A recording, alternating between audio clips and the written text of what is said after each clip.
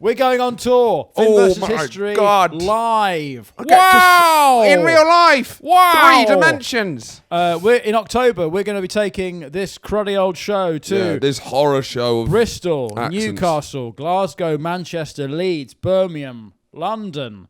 You can get tickets now. If you're a Patreon, if you're a Soon. truther, you can get access to the pre-sale, which starts this Thursday, Right. the 24th of October. If you're not a truther, then tickets, whatever's left, will go on general sale this Friday, the 25th. Hot shit. Shit in my mouth. Out of my arse. Into my mouth. Shit in my mouth, that's exciting. Wow. We'll see you guys there.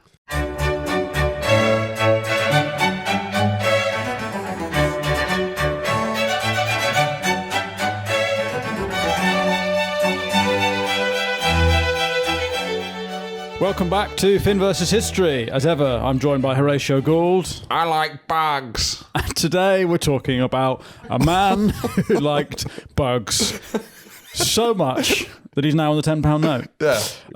We're talking about Charles Darwin, Yeah. a bug catcher whose ideas lead to the Holocaust. It's one of the great stories. It's got something for everyone, this story. If you like bugs, you'll love this. If you like the Holocaust. If you like the Holocaust, then you want to know where it started. Exactly. And arguably, it starts with one of the biggest nerds that's ever lived. Well, he got so nosy, he caused the genocide, Yeah, basically. it's fucking hilarious, this is. In today's episode, we'll be dealing with the man, the nerd at the start of this all. Yeah. And in our next episode... The man, the nerd, the legend. In the next episode, I've never been more excited for an episode. We will be dealing with what people do with his ideas. I've already given a little preview as to what happens, but it's fucking funny. Yeah. And I will warn you now, part 2 of this series will be for you with the strongest of stomachs. Because it will probably be our least politically correct episode yet. Anyway, I'm rushing ahead. I'm getting excited. Eugene in eugenics. Right? Yeah. I mean, is that where the name Eugene comes from? I think so, yeah. Eugenic. Eugenie. It gives me the ick. Yeah. Eugenics. Well, that's where eugenics is, isn't it? It's anyone who gives you the ick. Well, Prince Andrew's daughter's called Eugenie, and I think it's is after eugenics. Because he's into it. Yeah. Well, I guess the royal family is sort of eugenics based, isn't it? Yeah. In that they breed amongst it's cousins. Cousins, isn't it? Yeah. But we're getting ahead of ourselves. Yes, Today is please restrain. Show some restraint. Don't jizz before you put the condom on. Yes, don't jizz before you put the condom on. So I said that like it was a saying. We should get that stitched onto a t-shirt. That is helpful advice for a lot of these listeners, I think. Yeah. Today, calm yourselves down. Yeah. Put your dick away. We're going to do the boring bit first. And if you're good, we'll do then we'll get all the fucking skull measuring stuff out on Thursday. Now, Charles Darwin. Do you think we could actually have a phronology session with all 4 of us? Because we've got Pete here behind camera, Charlie, me, you, Finn. Absolutely. It'd be great do if that. we do a bit of skull measuring to see what... Well, I wonder if because I there's don't know how I'm going. No, I know exactly what you're going to be bottom of the hierarchy, I think. Flattest nose gets paid the less. Is that what we'll do? Should we implement this podcast pay structure based on racial, on head shape? Yeah. Well, small head was. I mean, if you go back to the sort of 17th century Enlightenment, small head. It was literally who's got the biggest head is the cleverest. So I would have been sort of clinically disabled in the. Because small heads were called imbeciles. Yeah, well, no one would tell you anything because they just won't trust you to remember anything. It was literally how big is your head? How much room is there? Well, you must have a big brain. You're cleverer. Yeah, it's like having a big hard drive with lots of gigabytes of storage. Exactly. There can't be anything bad in there. Yours is just like a little tiny USB. I've got a USB stick and it's all child porn.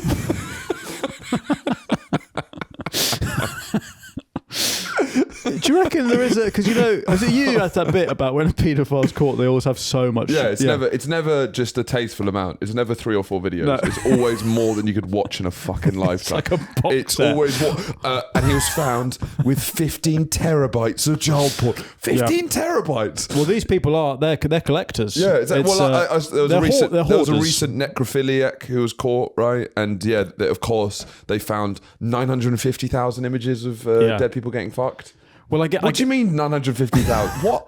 Well, if you're into it, aren't you? I know, but you're into the Oh, of course. And you don't have that. You know, it's just the actual scale. NHS failings enabled necrophiliac murderer to offend for 15 years. Well, he was murderer as well. David Foley sexually abused bodies of at least 101 women and girls at Kent hospitals.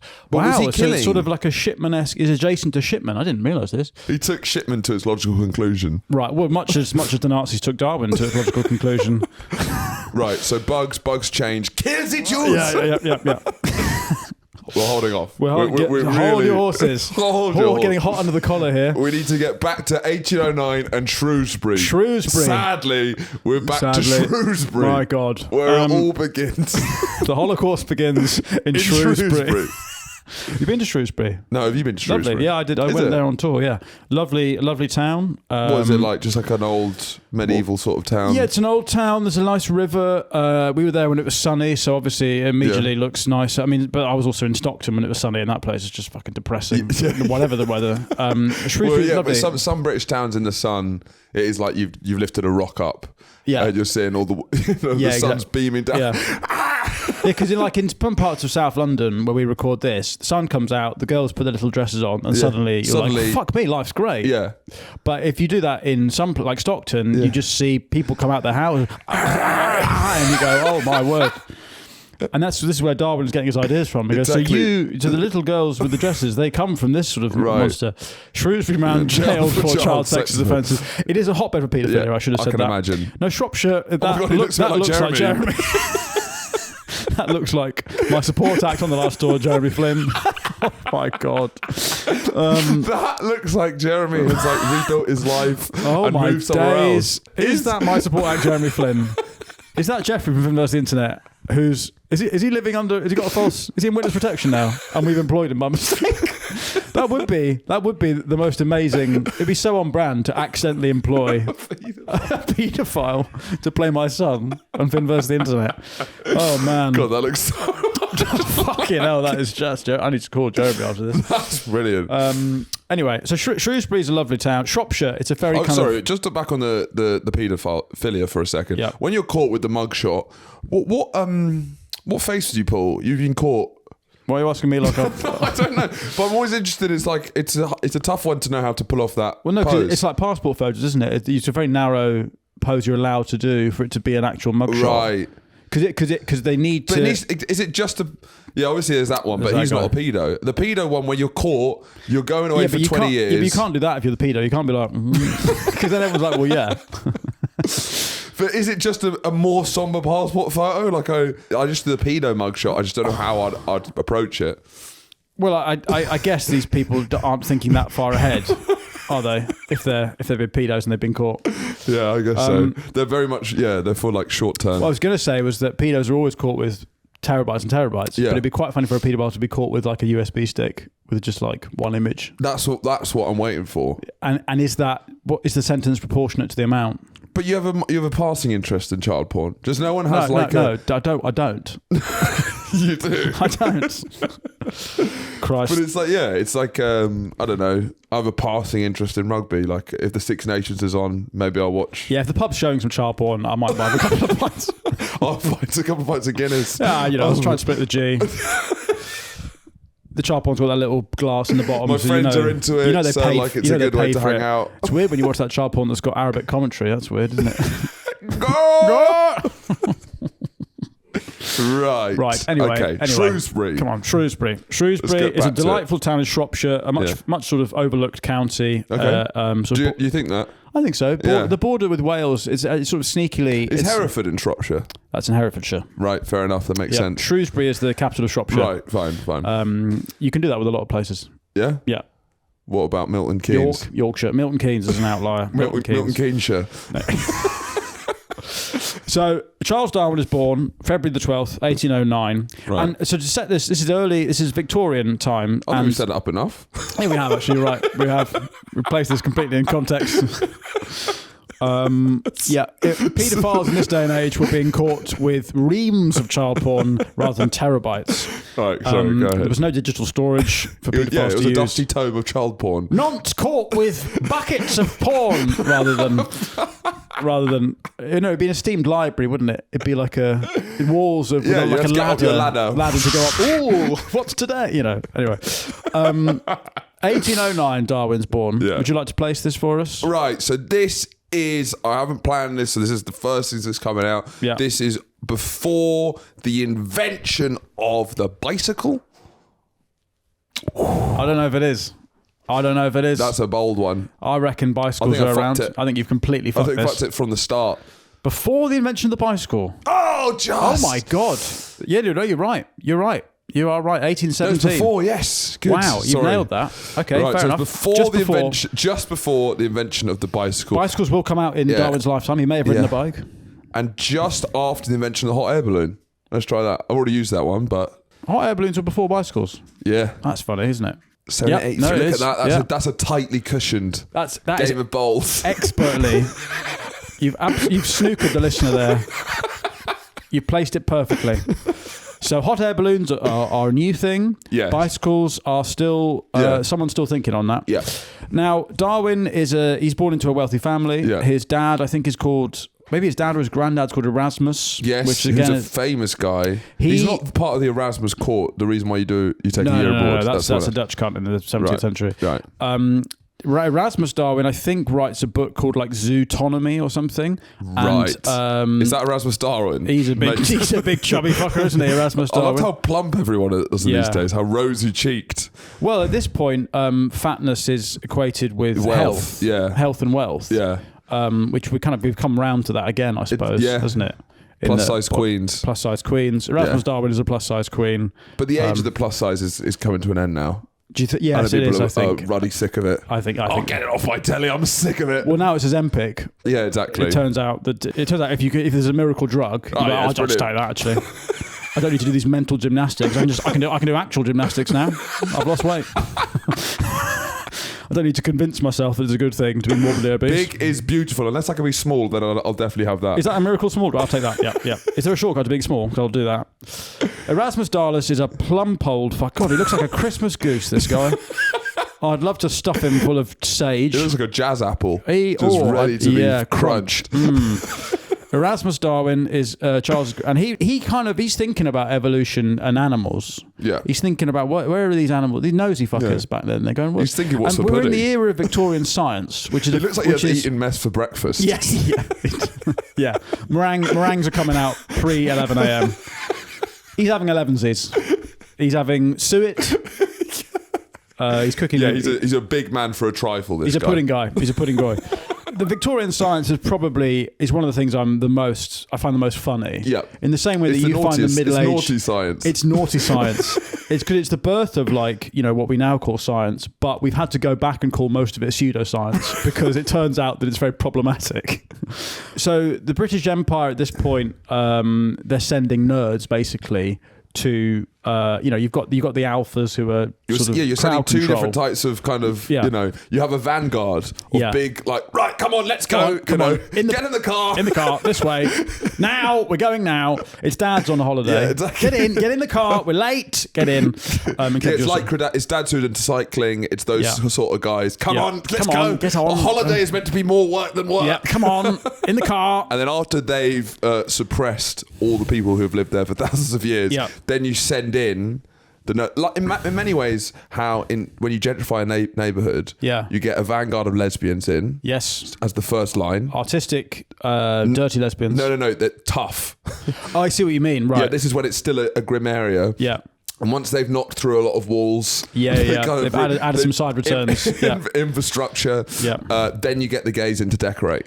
I see. So it's that's sort of how the British Empire works. You send the lesbians out. So hang on. So the lesbians are so lesbians go to Brixton first. Yeah, they're the 80s, in a bulldozer, and they're hard hats on. And then come on, girls. Come on. Let's break through some walls. And then you get the gay guys in who do all the art. They're just the little things, the decoration, And then the straights with the money come in. Yes, exactly. And start spending money. And then you get fucking Five Guys. Yeah. Yeah. Right. Oh, that's good to know. I'll tell you what, I've got a good friend of mine's a straight woman who I call a lesbian. Underrated. It really is. Because calling a straight guy gay is one of the oldest pastimes. One of life's simple pleasures. It really is. It's always fun implying that a straight man's gay. But implying a straight woman is a lesbian is absolutely brilliant. She has... this is my friend, my dear friend Maud. Quite a lesbian name. She works in set deck, right? Yeah. And so she has a Screwfix membership card. Yeah. No. She's got Doc Martens on. She's got a Screwfix. No, she's a beaver chaser. She's hunting beavers. You got a Screwfix membership. She's a fur trapper. It's funny, no one calls lesbians fur trappers. That's what The Revenant was about. Yeah, it was. They're walking around and they're hanging, all the muffs of their victims are hanging off their belt. An Alaskan fur trapper. Within lesbian communities, slang terms like dyke, baby dyke, pillow princess, lipstick lesbian, gold star, butch, soft butch, and stone butch. Yeah, to be fair, I've been saying this on my other podcast for years. We just don't get enough about lesbian culture within the... Gay men dominate. Well, that's because gay men like to fuck their blabbermouths, aren't they? Whereas lesbians famously are the most Presbyterian people on the planet. They zip up and they get on with it, and they don't. There's something Protestant about lesbians. Yes, well, yeah, it is a very Protestant. Well, muff diving is a Protestant thing, isn't it? Because it's grim, it's smelly, but you just put your head, buckle up, fucking pinch your nose and start gobbling. What deep sea muff diving? It's a Protestant endeavour. Yeah. In that originally, it was like, you know that 50,000 leagues under the sea? Yeah. 50,000 leagues into the muff. It's that French guy with the big helmet. Well, Cromwell's Britain could have been if lesbians took over, right? I think the most Protestant thing to do is to go down on a woman and then that's the end of that's it. You don't do any pleasure at all. Yeah, no, I think lesbians are Protestant. I think gays are Catholic. Yeah. So, bringing it back to the British Empire, we've sent out our kind of lesbians have gone, they've colonised, they've established a fort. Yeah. There's a base. And then you send in the gays. They're wearing sensible shoes. Yeah. And they're trekking. And then you get the gays out with their little glasses. There's some silk over there. And they, they're keeping in little inventory. That's very nice. And then you send in the bug chasers. These are the nerds with the big glasses and the binoculars. Right. And, it's kind of heroic to be a nerd at this point. Yeah. There's a whole, the natural sciences, is the botany, zoology. This is the real kind of... I guess it's like it's cool to be social clever. Media of the age. Wow. And that it's like it's the AI. What's the social media of the age? Well, and I mean social media companies. I mean tech, AI. These are the big advancements in science in the early 19th century. Yeah. In the same way you could call Darwin what happens to his ideas. It's a very similar narrative to Zuckerberg, in that Zuckerberg I just want to rank hot girls and chat my friends, and I like your post, and then it ends up with people being fucking idiots. Live streaming school shootings and stuff. The perversion of a dweeb's ideas. That's what we're dealing with here in this series. The beginning of that, yeah. So Darwin, he comes from a great family of people who are already writing books about nature and botany. He comes from a nosy family. They're nosy. They're nerds. But this is one of the funnest times to be nosy, because it just feels like the excitement of the 1800s was that there was still uncharted territories. If you're a nosy cunt, this is the best time to do it. You're still colouring in maps and stuff. There's still loads of species that have not been found. Exactly. Now, now it's all just online. Yeah. Now what are you going to do? You're going to now it's about let's invent the shortest way to get a pizza into my mouth. Let's pay someone from the Philippines to get a bike, and that's what it is. It's just pizza now. But back in these days, it was about that puffin's purple. I've not seen that before. Let's write a book about that. So Darwin's family are dweebs. He's from a family in dweebs. Grows up with 5 sisters. Successful medical doctor father. Yeah. Now his father wants him to get into medicine. Yeah. So he goes to University of Edinburgh, but he fucking hates blood, Darwin. Yeah. And to be fair to him, I don't think there's a more full-on thing you can study than medicine in the early 1800s. Because this is getting experimental with it. This is where you're in an amphitheatre and it's high and you're looking down and some guy is just cutting someone open who's screaming. In this time, surgery, you're more likely to die than live from surgery. Right. Because they just invented chloroform.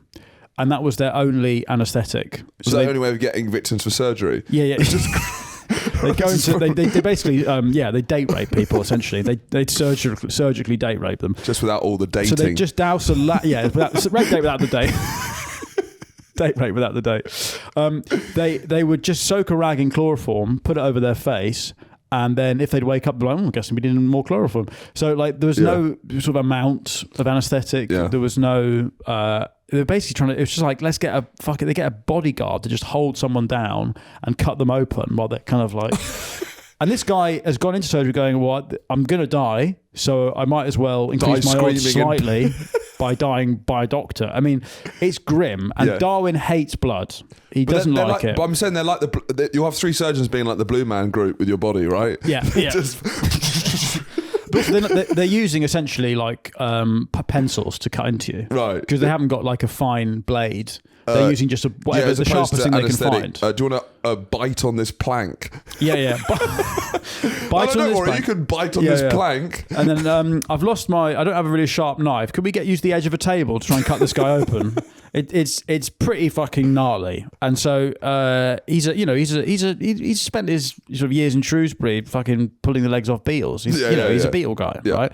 So he drops out. Of which is kind of humiliating for a family of wealthy. Well, it seems like he's got quite like a straight-edged father, and it looks like they're very Whiggish. Yes, which means that they're sort of progressive. Yeah. So they're the kind woke people of their day. Yeah, morally I guess so. Austere. Explain to the folks at home what Whiggish means in this context. Well, it's about progress and liberal, but they're very. They're into aesthetics. They're kind of it's sort of just before Romanticism. Right. They're anti-slavery, which again is very funny considering what happens to his ideas. They're anti-slavery. They're abolitionist. It's the opposite of Tory. But anyway, so he drops out of doing medicine at Edinburgh. He then went to Cambridge to study theology. They think he's going to become a priest, right? Yeah. Because I think that's kind of what you do. What you do if you're clever and you don't like medicine or whatever. But his main interest is rocks. Right. Yeah. So he's on the spectrum clearly. Sure. In that he likes cutting into rocks, likes looking at the layers. Yeah. Again, I mean, this is sort of it's pre-dinosaurs. Dinosaurs aren't really a thing. Yeah. His dad's heartbroken because he's like, I thought you were gonna be a real man as he's chopping off some poor homeless person's leg. Yeah. So he's into rocks. Yeah, dinosaurs. When were the dinosaur? It's during his lifetime. Dinosaurs so the all Megalosaurus was described and named in 1824, and the term Dinosauria was coined in 1842. So it's he will grow up. He will grow up in the life of dinosaurs. And there is very near to where we record this in Crystal Palace in London. There is these dinosaurs sculptures, but they were built in the 1860s. Before they knew what they looked like. Right. So they are guesses at what dinosaurs are. They're fucking close? Mad. They're nowhere near. No, okay. They're just sort of massive dragons with horns. I mean, and they've had to be like corrected. Yeah. They're basically like big crocodiles. They're pretty funny. We should do a dinosaur episode. Oh, we should definitely do a dinosaur episode fully. But Darwin is into like boring, botany, plants. Loves botany. Fuck it, yeah, all that botany shit. Botany. Big botany, gal. Big planty muff. So at Cambridge, he's got a strong interest in really, really boring shit. Yeah. But at this time, it's exciting shit because, as you say, there's stuff still to discover. Yes. Nowadays, it's like you're into plants, you're a fucking lost cause. My dad, my father-in-law has an app that's like Shazam for birdsong. Right. So you'll be on a walk and he'll be like, "Stop, everyone," and he'll lift the thing up and he'll be like, "Oh, that's a finch or whatever." Lost cause. Absolutely gone. And then he'll show you his archive of bird songs. I bet he will. That's what Darwin's got, something like that. Yeah, sure. At Cambridge, he likes science, whatever, who gives a shit. He gets sent to Wales, he starts chopping up. He loves shooting, though, which is quite funny. He fucking loves shooting animals. He loves shooting animals, like, because stuffing, taxidermy is a thing. Yes, yeah. So in 1831... Right, when he is, I think maybe he must be 21, 22 at this point. So this is gap year? This is on his gap year. Yeah. Someone asked him, "Do you want to go on a gap year?" Yeah. Which is actually quite a risky thing back then. Yes. In the whole kind of like white saviour thing, this is really when that really starts, in that you are going around touring the colonies, essentially. But so the Beagle... he gets asked to go on the HMS Beagle, which is an exploratory ship, which is be given this mission to chart the coast of South America. And basically, what happens in this time is that you have a captain who's like a gentleman, and he wants to share his bunk with someone who is on the same intellectual level, right? Because the ship is obviously staffed by complete thickos. And he's like, I'm going to be at sea for 2 years. Yeah. I need someone to talk about the arts with. Because there's just complete mongs on the ship. 5 years, but it ends up being 5. It's originally meant to be 2 years. Right. But they're having such fun. Yeah. He's called Fitzroy, Robert Fitzroy, I think, the captain. He's only like 26 or something. Right. It's crazy. But this is when if you're posh, you just get the top jobs immediately, right? I mean, now I guess that's more like they're trying to hide that. But at this point, it's just nakedly. It's just naked. I need a gentleman on board. Where'd you go to school? Brilliant. Oh, do you want to be the head of this career? I have no idea how to do it. Doesn't matter. Doesn't matter. You went to school there. You'll be fine. Or like in like the World War, all the officers, you just just take it from private school. You'd be the officer. If you had a certain type of moustache, you get to sit behind the front line. They need a naturalist. I don't know why. Not a naturist, which is a big confusion. Darwin's not a big naturist. Okay. He's not going to the Galapagos to get his wang out. He is going there to look at other creatures' wangs, though. That would be quite funny if we need someone on board just to be naked at all times. We need an onboard naturist. Just an onboard naturist, just to go and dominate the animals. So they set sail from Plymouth in December 1831. Yep. They leave from. I mean, you can imagine. You've been to Plymouth, right? Yes, I have. There's people there with probably more fingers than teeth. They're I probably would have said there's more biological diversity in Plymouth than Galapagos. Yeah. You should have just stayed in Plymouth and gone. Something's not right here. These people aren't as evolved as other people. He looked at Plymouth and he thought, "Fuck me, we're not all from the same." Surely not. These people are closer to apes than real people. So he goes to those sort of Cape Verde. I think. Yeah. Well, that's where Ronaldo is from. No, it's not. That's Madeira. Is it? Yeah. Cape Verde is off the west coast of Africa. Right. Madeira is an island off Portugal. Have you ever been to Madeira? But he goes to Madeira after Plymouth. So actually, the first place he goes to is Ronaldo's. Oh, there you go, Cape Verde. Okay, so he goes to see where Ronaldo's born. He sees that statue of Ronaldo. You seen that statue of Ronaldo in the Cape Verde, Madeira. Madeira Airport, by the way, the landing at Madeira is fucking crazy. Really? Have you been to Madeira? Yeah, I have. I went on a family holiday when I was 15. Just Ronaldo fans. We're all just Ronaldo fans. Yeah. I mean, this is when he's at United. He's just come through to teenagers. You've got the earrings. Right. So your whole family are commenting, going, "Messi, Ronaldo number one. Ronaldo the goat. Ronaldo the goat. Messi doesn't score headers." No. That's my dad, yeah. But when you land in Madeira, it's like you come out of fucking nowhere, and it's basically all you see from the plane is just a cliff, and you're like, we're going to just crash into a cliff, and then a runway appears out of nowhere. It's one of the hardest landings you do as a pilot. So only a certain you have to have a certain amment of hours to land. Did you find out after you'd landed there? Yeah, I bet that's not part on your brochure. No, yeah, they don't go. Whoa, do you want to go to Madeira? I'll tell you what. It's like only the best pilots fly to Madeira. So they go to Madeira. I don't know what they do there. They pay homage to Ronaldo. Then they go down to Bahia in Brazil. And he loves the rainforests, old Charlie Darwin, but he fucking hates the slavery. Yes. And him and Fitzroy have an argument at one point because Fitzroy is pro-slavery because he's a centrist. Yeah, right. He's like, let's just... Yeah, he's no... be reasonable. Some people really believe in it. I'm not anti or for it. I'm neutral. I believe in work. I believe in the purpose work gives. Yeah. Centrists at this time really get... History hasn't treated them kindly. No, they're not on the right side of it.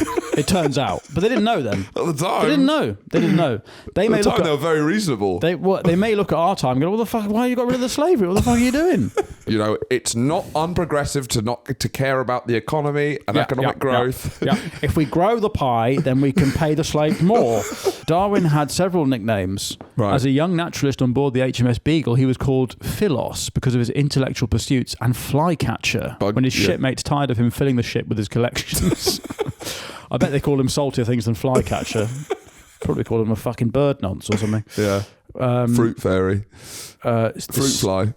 Saint of science, his friend Thomas Huxley privately called him the Tsar of Down. Right. Is that a politically when you say correct... privately... Is that a politically correct way of calling him Down syndrome? The Tsar of Down Is that syndrome. behind his back? How fucking intellectual are these circles where behind someone leaves the room and goes, the bloody Tsar of Down. The Tsar of Downs has gone.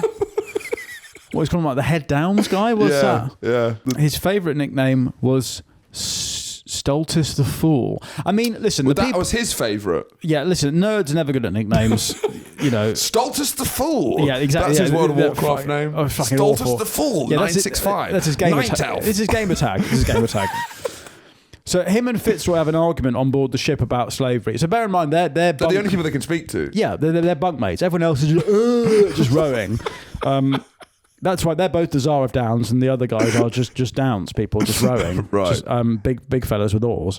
So they have an argument about slavery because they're cabin mates, so they're sleeping together. Yeah. But in a straight way. Gentlemen, you share a sleeping bag. Yeah. Yeah. Night, Jeffrey. They're hedge towing. Yeah. What's it called?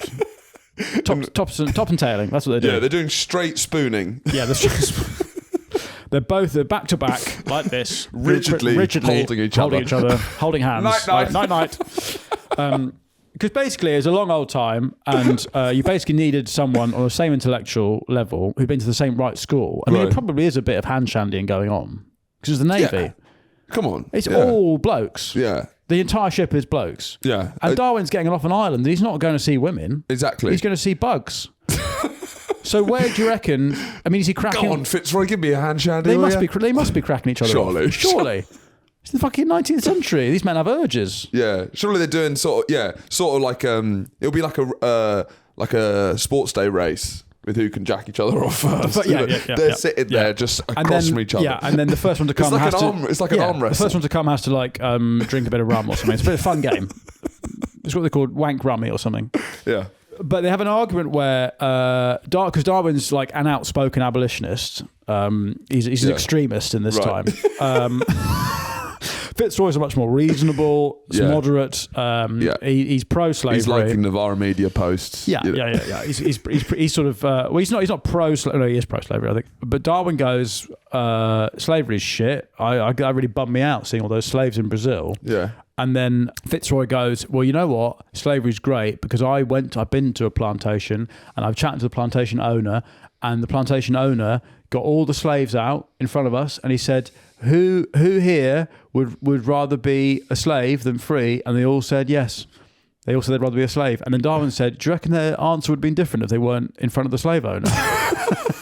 With the giant whip. With the giant whip, the whip and the fucking gun. And then Fitzroy gets so angry that he kicks him out of his cabin. Which is fair enough. Yeah, and it's an extreme position to take. And it's rude. He's the captain. Yeah. But the other guys are like, oh, he's pretty quick-witted and pretty cool. So the sort of the big guys, the strong fellas downstairs, they like him because he's a bit lippy. Right. So he goes and bunks with them, and then Fitzroy sends Darwin bunks with the chaps. Right. Yeah. And then this is where he gets the idea of evolution because he sees how big their heads are, and he's like, fucking, these guys are thick as shit. And we're better than them. So he. But then the captain sends someone down to apologise and says, "Come on, I'll come back to the bunk. Come back to bed. Come back to bed, Charlie. Come back to bed, Charlie, and whack me off, will you?" He's in the doorway. Are you ever going to come to bed, Charles? I'm so sorry. I said that. I'm so sorry. I said about the slaves. Come to bed, Charles. So there's an interesting tension between Fitzroy and Darwin about slavery. But anyway, so the Voyage of the Beagle is essentially going all the way, almost entirely around South America. So they go to Brazil and then they just go down the coast. And at every point, they let Charlie off. Mm-hmm. Charlie goes and draws some birds while they go further down the coast, and they come pick him up, and then they go down that way. They go to the Falkland Islands. They think, oh, this is shit. So then they carry on. Who would give a fuck about these? I wouldn't. Yeah, I wouldn't send troops here if I were you. I reckon we should just give this back to the Spanish. They then go round the Cape Horn. They go up again, and they get to this is where I guess he really has a good time. It's in the Galapagos Islands, which is I didn't actually know where this was before researching this. It's pretty far off the coast of, I think, Ecuador. Yeah, it kind of isn't clearly any countries. No, I think there are 10 different islands maybe, right. And what he finds is that there's different species of the same there's different variations on different islands. And he goes, that's a bit fucking weird. Yeah. Because at this point, people are debating, and have been for a couple 100 years, whether animals come from the same thing or multiple things. Because there are proto-Darwinian thinkers, right? Yes, definitely. Yeah. Well, people are talking about varieties of species, and the big question of the age is, are species static or do they change? Right. And people are sort of broadly think around this time that God created things. It's the Noah's Ark, right? Yeah. So people think the world is 6,000 years old. Yeah. And they think that, we'll get into the race stuff in the next episode, but they think that God created everything, and then I guess the cutting edge thought at this time is that he created everything and then it starts to branch out and adapt to survive and stuff. Well, that's the centrist point, right? That's the centrist point of view. So at the Galapagos Islands, the first thing he notices is that all the turtles have got different. They're big fucking tortoises. They're massive, and they've got. This is where giant tortoises. Yeah, these are giant tortoises, and they've got massive. They've got different markings on the islands, and he goes, "That's a bit weird." But he sees these turtles. It should also be noted that he eats them all. Because he's like, fuck me, what's that? Bang. I bet that's delicious. Again, I think there's no better time in a culinary sense than this time. Nothing's protected. Right. You can just eat anything you see it. Yeah. Everything is an earty thing, which is very exciting. You've got no guilt. For me as a former fat kid, this is a great time to be alive. Eaty fucky thing, no one's caring. Darwin marvelled at the giant tortoises that lumbered across the islands. He tried to ride them first, and then he ate their flesh. There's photos or there's paintings or whatever of him sitting on a table, all of them sitting on a table with these upturned tortoises in the middle. They're just like, but he said that he could taste the differences between the different tortoises on the different islands. Right. Which I'm like, I don't think that's evolution. That's just someone might have cooked it differently. They put a different rub on it, you know. Yeah. Anyway, so he eats the turtles, and then the big thing, it's quite boring, but he sees like finches. Yeah. And he's like, these are all different birds. They got different beaks. Yeah. And then he realizes that they're all the same. They're all the same type of finch, but they've adapted to have different beaks for different conditions because the islands are all quite. It's different. boring, but maybe most important. It's probably the most important thing he ever discovered, but it's incredibly boring. Yeah. So then the Voyage of the Beagle, they're having such a great time that they fucking go hand shandy galore. They're just wanking. Do you know what? I don't want to go home. I'm having such a good time debating slavery and wanking each other off in between debates. So that they go from the Galapagos, they go all the way around. They go to Australia. So and this is where he meets the New Zealand as well on the way, and the Aborigines. Yeah, and he says, "Oh, they're quite good humoured." Oh, interesting. Yeah, but I reckon he's making notes about the shape of their nose and stuff. I think he slagged off New Zealand and Australia from the podcast I listened to. He said that it was quite dull. It's a cultural wasteland. Hello, mate. You're right. Yeah. This is Charles Darwin, esteemed geologist. No, because Australia at this point is what? It's like 40 years old. Yeah. First fleet 1788, isn't it? So have you been to Darwin? No. Oh, that's true. It's named after him, isn't it? Yeah. Darwin is, I think the Japanese bombed it in World War II. But Darwin and up near there, that is the absolute terrifying frontier id of Australia. You don't want to go there. Right. The white people in the north of Australia, the northwest, the northeast of Australia are fucking lethal. Right. Like if you have potent whiteness. If you have the wrong type of mullet, you're getting shot. Like women getting slapped, that's a good day for them. Great, brilliant. Because they're being pounded. Right, okay. That's like wife beating ground zero. Right. So they're Steve Smith kind of batting their wife. I'd say they're not that cultured. They're not Steve Smith. They're fucking they're like Mitch Marsh. Right. Slogfest. They're slogging wives. They are. There is absolutely no grace or elan. Nothing's even going over for a four. It's all going out the park. When Boycott hit his wife, right? Allegedly, definitely, whatever. Yeah. He's leaving a lot first. Right, of course. He's had a lot of chances to hit her. It's the corridor of uncertainty. Is someone looking? He's wearing her down. Wearing in the new fist.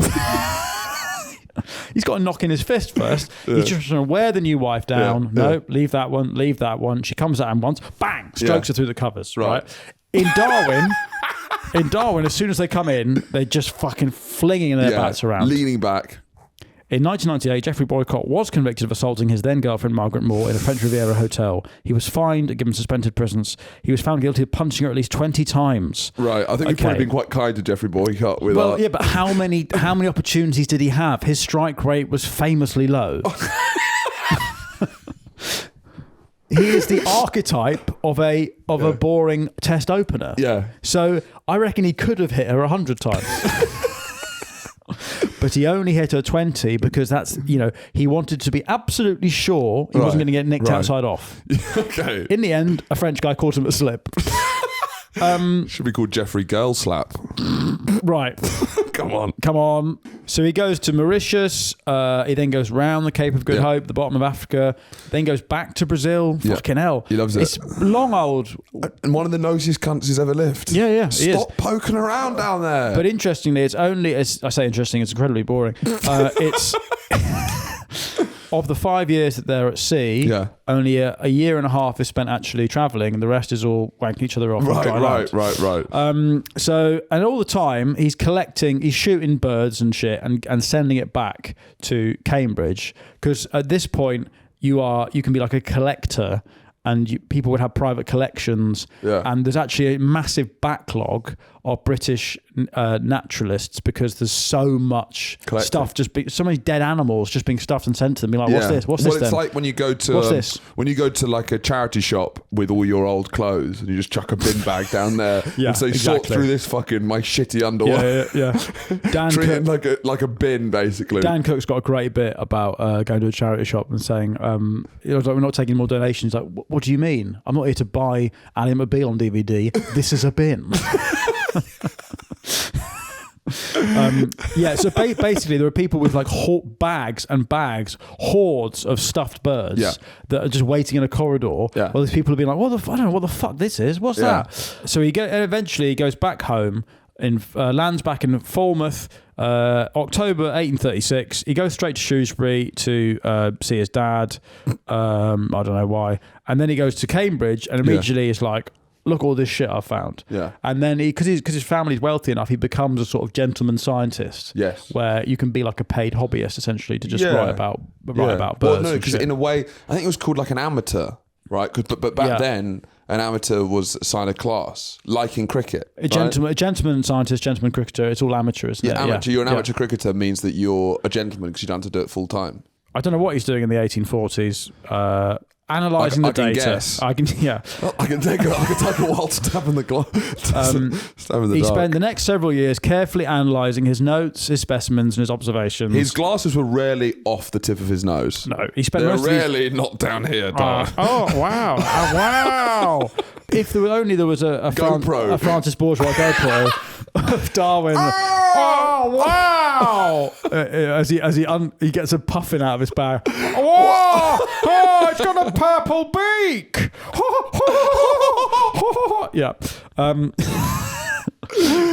That would be awesome. Yeah, because now he'd be a YouTuber. Now he'd be like a travel YouTuber. He's flying drones. Yeah. He'd be like, Daniel Evans. You ever see that? The Best of Norfolk. No. Oh, this is early YouTube. There's a guy who basically wanted to be a TV broadcaster. Okay. And it's so Partridge. It's absolutely incredible. So unself-aware. Yeah, but like he's also he's like 19, and yet he is an incredible middle-aged man broadcasting. Oh right, like it's just he's got it. Yeah, because he says he's born in the wrong time. Basically, he's so born in the wrong time. Right. Like he takes a bite out of a strawberry in Norfolk and goes, guilt was we eating strawberries. It's fucking brilliant. Shout out, you got to watch it. Right, Darwin's a YouTuber. What's the Mr. Beast thumbnail?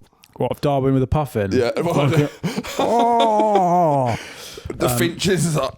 Dude, what on this island? The 10 species of the same finch.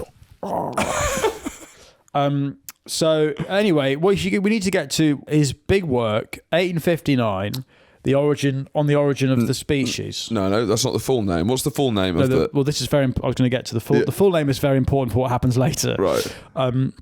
But so he basically he's thinking for 20 years, right, after the Beagle. Yeah. He's thinking. His glasses down. He's not distracted by YouTube. No.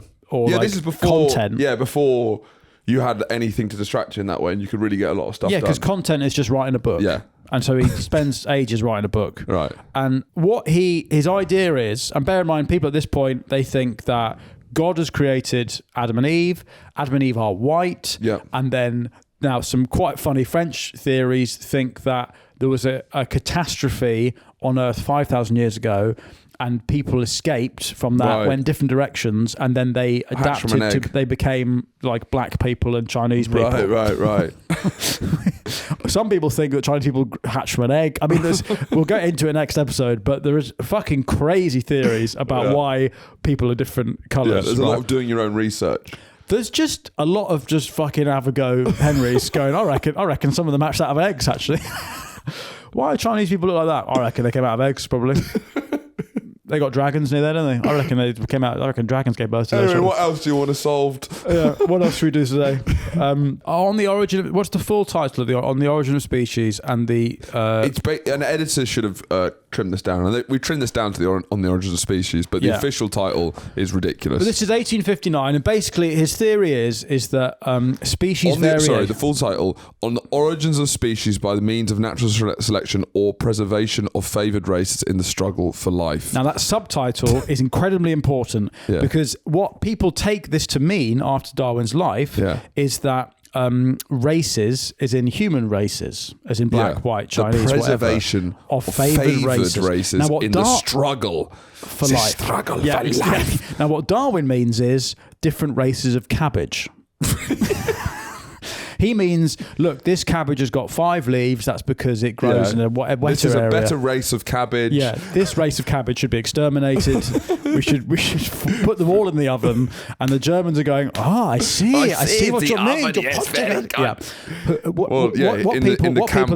What people eat a lot of cabbage. Eastern Europeans. They got lots of Jews. I get it. I understand what you're saying. I don't need to read between. I read between the lines. The subtext. Do you know it's so frustrating when someone's telling you something and you already know the answer? Yeah, it's that. Like, yes, I get it. Shut up.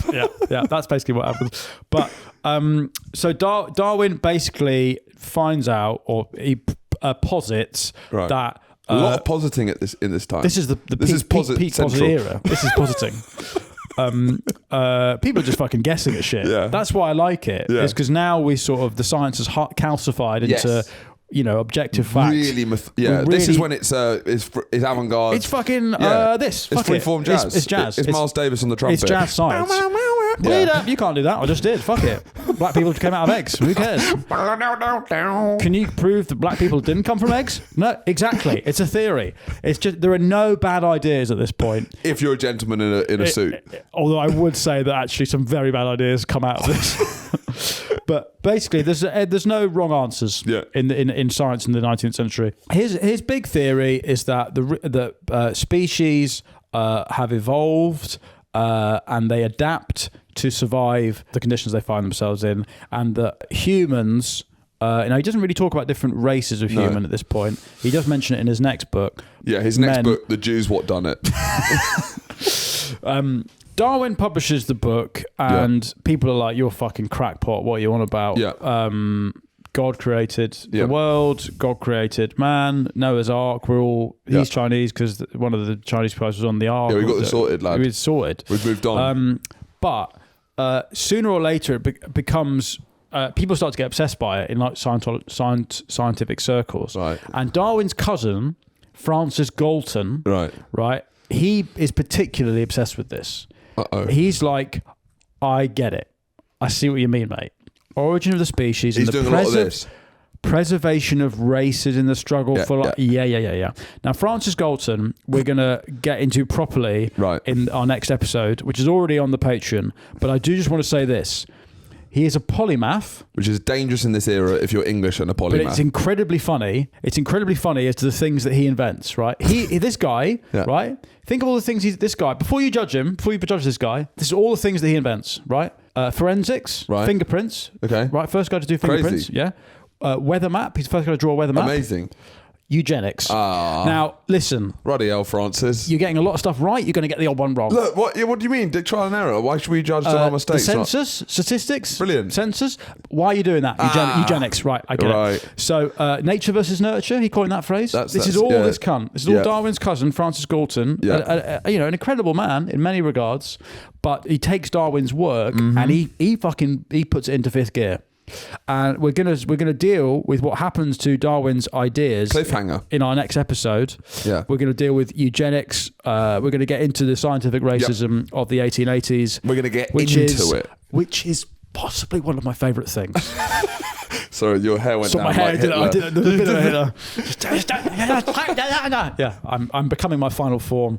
Now that episode's already on our Patreon, where for £3 a month you can become a truther and you get access to all the week's episodes first thing on a Monday. You get a bonus episode on a Friday. What are some of the bonus episodes we've done recently? What have we got? Well, we've got defenestration, which is throwing people out of windows. History of throwing people out of windows. We've had a 2-part series on Prince Andrew, which has gone down very well. Yeah, that's probably our best episode so far. Part 2, especially filth in that series. If you want to hear us talk about our sexual fantasy of Emily Maitness, shitting ourselves on Newsnight and Emily Maitness. If you're wondering who Charlie is and what he's into, that all comes out on the Patreon.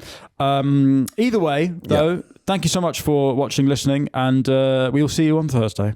Goodbye. Goodbye.